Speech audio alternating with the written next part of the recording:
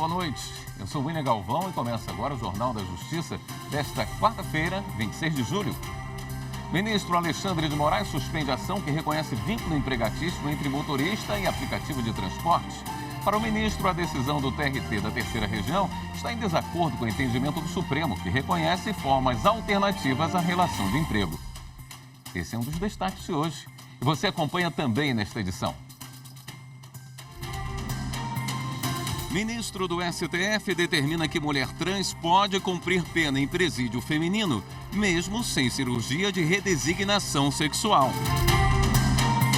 Tribunal do Júri condena advogado que atropelou servidora pública após briga de trânsito em Brasília. E ainda, Dia do Intérprete Tradutor de Libras celebra a importância da língua brasileira de sinais.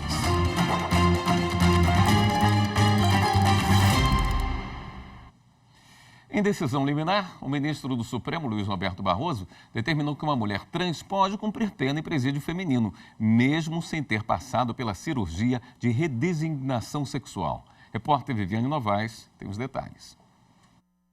O caso é o seguinte: uma mulher trans cumpria a pena numa prisão masculina de São Paulo, capital, e pediu transferência para uma unidade feminina. Mas o Departamento Estadual de Execução Criminal negou o pedido. Alegou que a mulher trans não teria feito a cirurgia de redesignação sexual. A Defensoria Pública do Estado entrou com uma reclamação no Supremo Tribunal Federal. E o ministro Luiz Roberto Barroso, na presidência interina da Corte, determinou que a mulher seja transferida para uma prisão feminina. Ele lembrou uma decisão do STF que aponta o dever do Estado de zelar pela não discriminação de gênero e orientação sexual e de adotar medidas para garantir a integridade física e psíquica de pessoas LGBTQIA+, que estão presas. Na decisão, o ministro destacou: a cirurgia de transgenitalização não é requisito para reconhecer a condição de transexual. Nesse contexto, entendo que o simples fato de a reclamante não ter passado pelo ato cirúrgico não é fundamento válido à negativa de transferência para a unidade prisional feminina.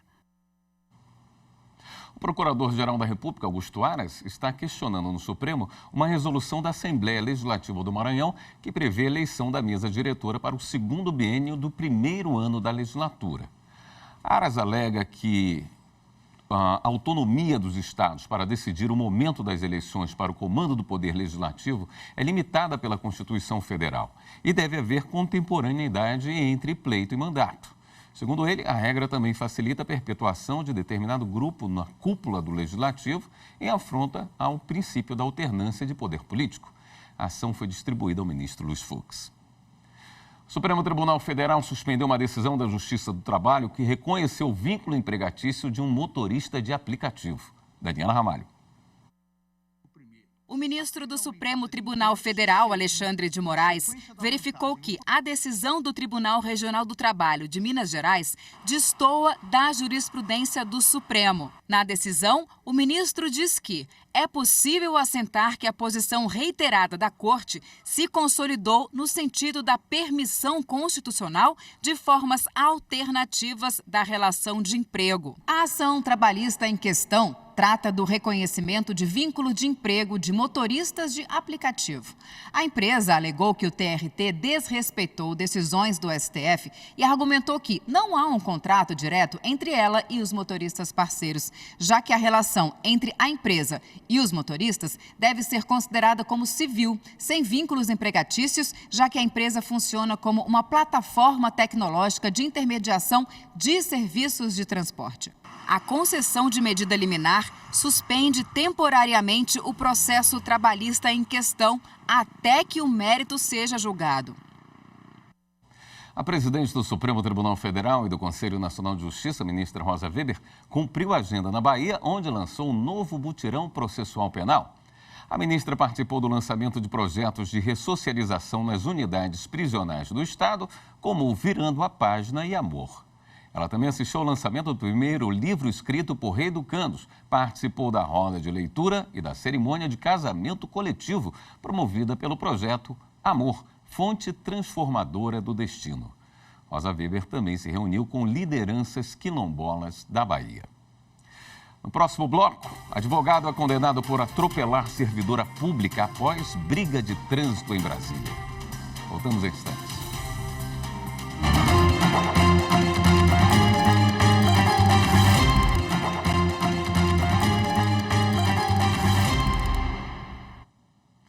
O Tribunal do Júri de Brasília condenou hoje o advogado Paulo Ricardo Milhome a 11 anos de prisão.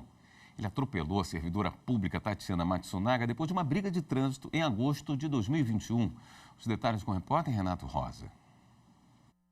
O julgamento terminou na madrugada desta quarta-feira. Durou quase 15 horas. O Tribunal do Júri de Brasília decidiu que o advogado Paulo Ricardo Milhome cometeu tentativa de homicídio, com 2 qualificadoras, motivo fútil e emprego de recurso que dificultou a defesa da vítima. Em agosto de 2021, após uma discussão no trânsito, Tatiana foi perseguida pelo advogado até a casa dela, no Lago Sul, em Brasília. No local, houve mais bate-boca e o marido saiu para defender a esposa. Foi quando o advogado arrancou o carro e atropelou a servidora. Além da vítima e do réu, 9 testemunhas foram ouvidas. Um policial e 2 peritos da Polícia Civil que examinaram o local e os carros no dia do acidente também prestaram depoimento. Segundo eles, o atropelamento aconteceu a uma velocidade de 18 a 20 km por hora. O perito contratado pela defesa afirmou que poderia haver um ponto cego no veículo quando Paulo arrancou o carro, o que impediu de ver a vítima, e o atropelamento não teria ocorrido se ela não tivesse se movimentado. Para a acusação, o atropelamento foi proposital e ele fugiu sem prestar socorro. Paulo está preso desde agosto de 2021. Ele foi condenado a 11 anos de prisão. O Superior Tribunal de Justiça manteve a prisão da médica colombiana acusada pela morte de uma paciente durante um procedimento de lipoaspiração. Rafael Porfírio tem as informações. A médica foi denunciada por homicídio doloso porque, segundo o Ministério Público, ela teria assumido o risco de produzir o resultado morte e por fraude processual, em razão da tentativa de alterar a cena do crime. Segundo o Ministério Público, a lipoaspiração foi feita sem equipe cirúrgica, médico, anestesista ou qualquer outro auxiliar técnico. Durante a operação, a médica teria aplicado solução anestésica com lidocaína, momento em que a paciente começou a ter convulsões, morrendo em seguida. Após o óbito, a profissional teria tentado retirar do consultório o material utilizado na cirurgia, levando-o para o consultório dentário do marido. Ao manter a prisão preventiva, a ministra Maria Tereza de Assis Moura observou que a matéria não foi analisada pelo Tribunal de Justiça do Rio de Janeiro, o qual indeferiu liminar e ainda vai julgar o mérito de outro habeas corpus. Além disso, a presidente do STJ observou que a decisão da Justiça do Rio, que decretou a prisão preventiva, foi adequadamente fundamentada. Mais de 69 mil pessoas morreram de causas associadas à bebida alcoólica em 2021. O número de hospitalizações também impressiona, 336 mil neste mesmo período. Os dados estão do Centro de Informações sobre Saúde e Álcool, CISA, e estão no relatório que acaba de ser divulgado. Amanda Mustafa tem mais informações. A análise do CISA é feita todos os anos e apresenta os dados sobre o impacto do uso nocivo de álcool na população do Brasil e análises comparativas desde o ano de 2010.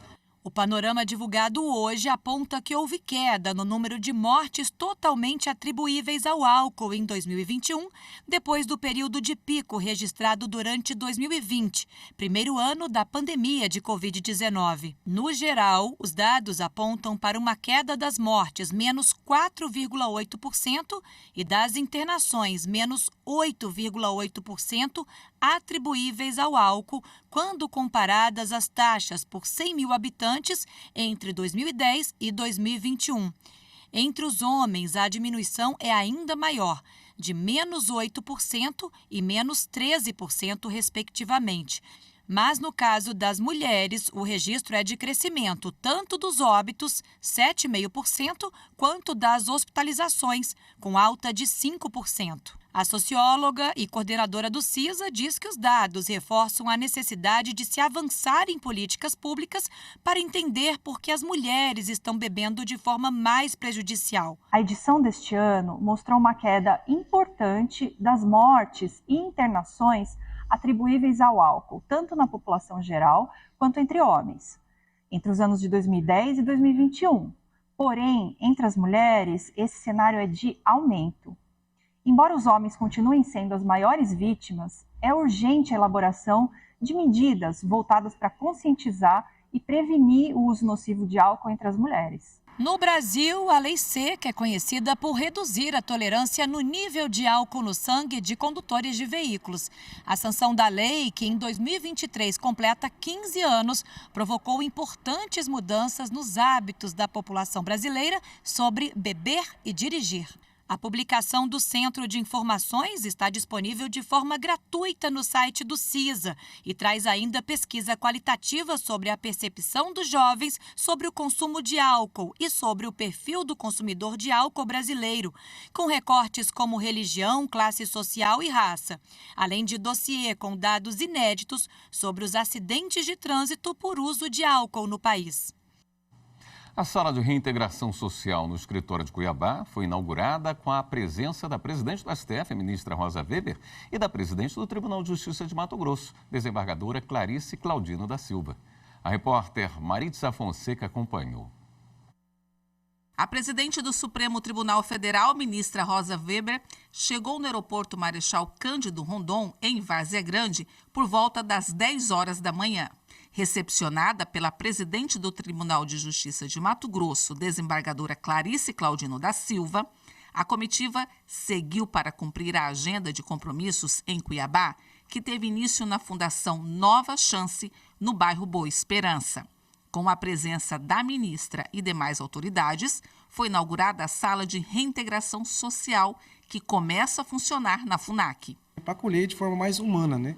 Porque tira aquele estigma do presídio, né? Aquela questão de sair do cárcere, já chegar aqui, já vamos dar uma roupa para ele, né? Tira aquele uniforme, já dá aquela estigma mesmo de reintegração social mesmo, né? Para ele poder ter trabalho, ter a questão de empregabilidade, ajudar a questão de albergue. A ala de reintegração social é o primeiro local por onde as pessoas privadas de liberdade passam quando deixam as unidades penais da capital, destinada a atender essas pessoas para reinserção na sociedade, seja em regime brando, semiaberto ou aberto. Com a implantação dessa sala de atendimento aqui, os alvarás de soltura serão cumpridos aqui.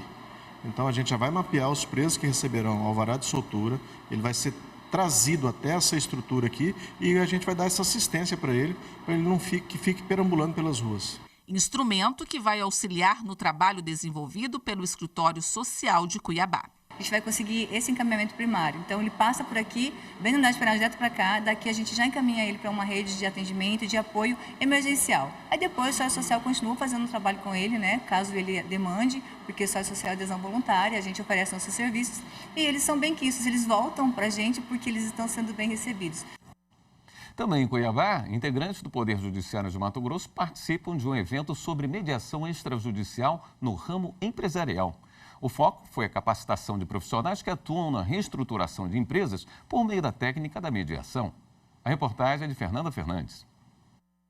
A presidente do Tribunal de Justiça de Mato Grosso abriu um encontro na capital que aborda a mediação, negociação e arbitragem como técnicas adequadas para a solução de conflitos no âmbito empresarial. No cronograma estão previstos assuntos como acesso à justiça, negociação colaborativa, recuperação judicial e falência. Nós temos como propósito hoje de trazer e aprimorar o conhecimento em mediação e recuperação judicial, porque acreditamos que o trabalho, a busca em solucionar o conflito antes de levar para o judiciário, ela vai desafogar o judiciário e poder fazer com que as partes construam um acordo e solucionem o seu conflito, o que automaticamente faz uma pacificação social. A capacitação reúne dezenas de operadores do direito e é uma oportunidade ímpar de aprimorar os conhecimentos nessa seara e fortalecer a atuação desses profissionais. Um evento como esse de hoje, que une a advocacia, a administração judicial,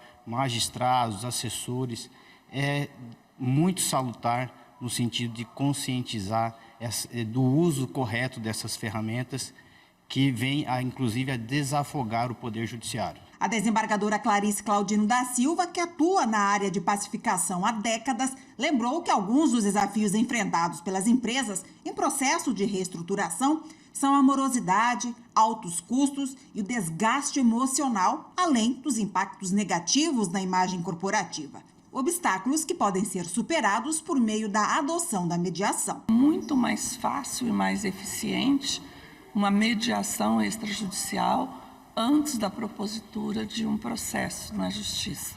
Então, nós estamos aqui com esse intuito, estimular e incentivar que câmaras de mediação se dediquem cada vez mais à mediação extrajudicial. A seguir, a gente fala sobre a língua brasileira de sinais. Hoje é dia do tradutor e intérprete de Libras. Voltamos já.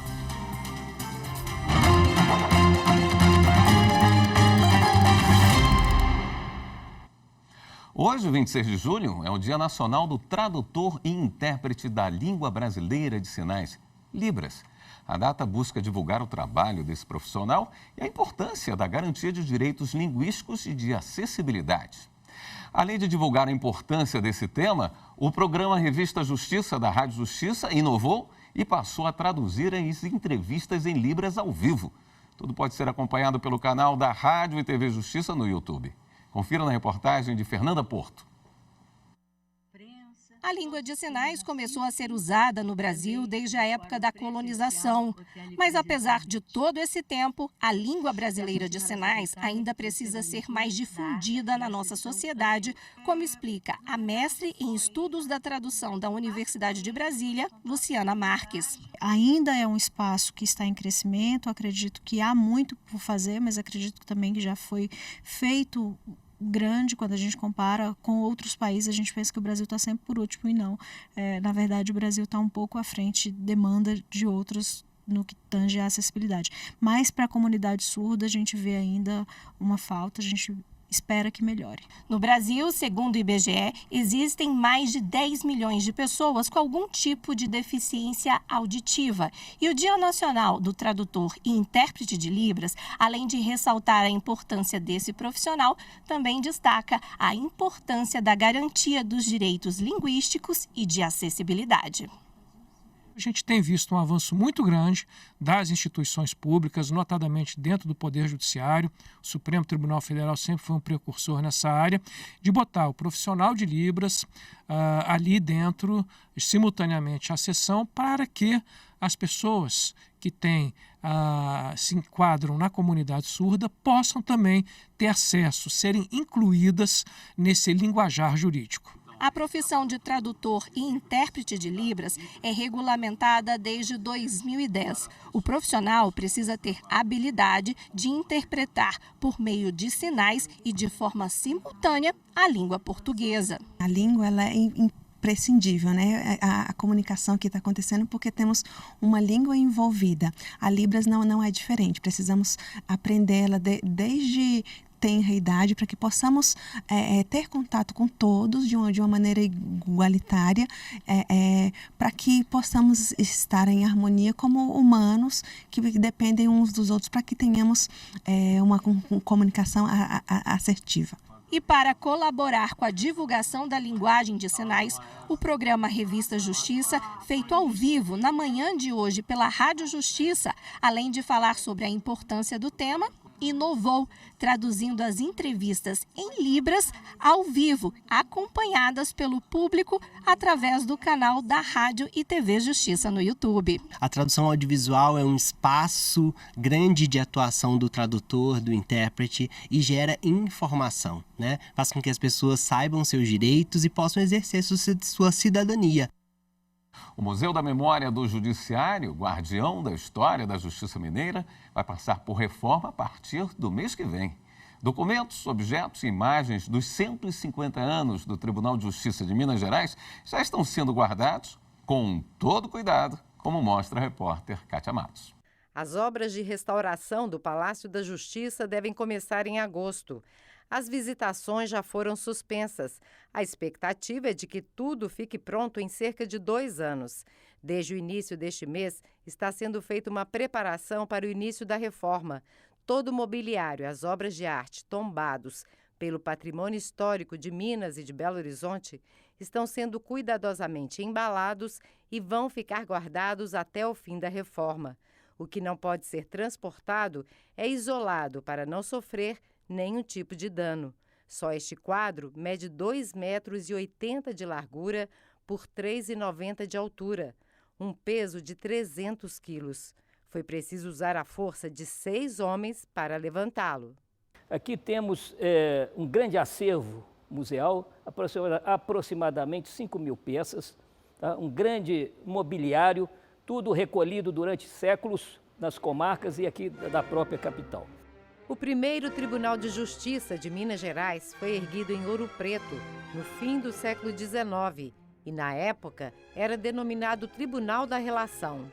Funcionou em um sobrado na rua direita da antiga capital. Atualmente, o prédio é uma propriedade particular e também passa por reforma. Com a construção da nova capital mineira, a sede do Poder Judiciário foi transferida para Belo Horizonte. Em 1912, foi inaugurado o novo Palácio da Justiça.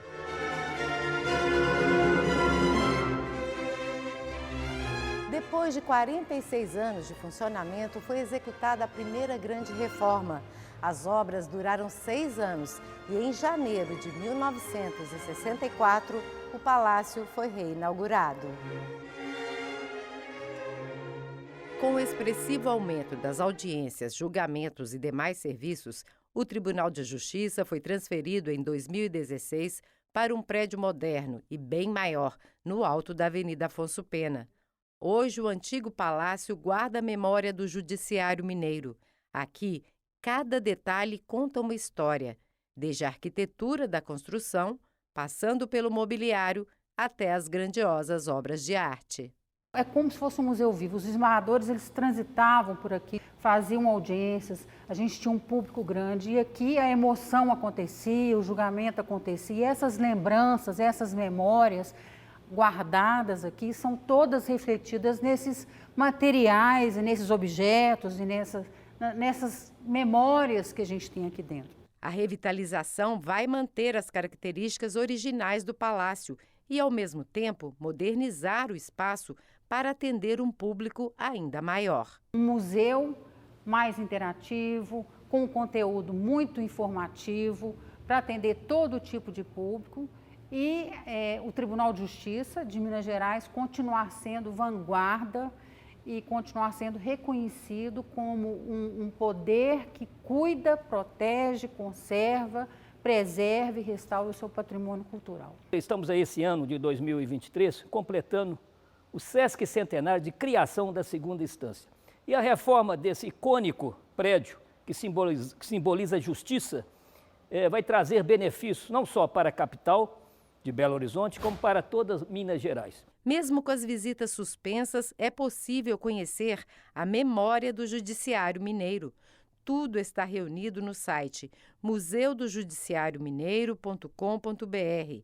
Aqui você pode fazer uma visita virtual, explorar os espaços, conhecer o acervo artístico e toda a documentação que conta a história da Justiça Mineira. É uma honra relembrar que a memória do Judiciário Mineiro foi criada em novembro de 1988, por iniciativa de meu pai, José Arthur de Carvalho Pereira, quando então era presidente do Tribunal de Justiça. É uma obra de suma importância, pois o Palácio da Justiça é um espaço de enorme simbolismo e significado histórico para o Judiciário Mineiro, para os belo-horizontinos e para todos aqueles que valorizam nossas tradições e o nosso patrimônio cultural.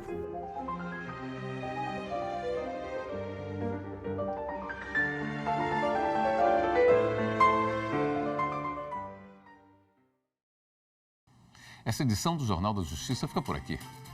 Obrigado pela sua companhia. Até amanhã.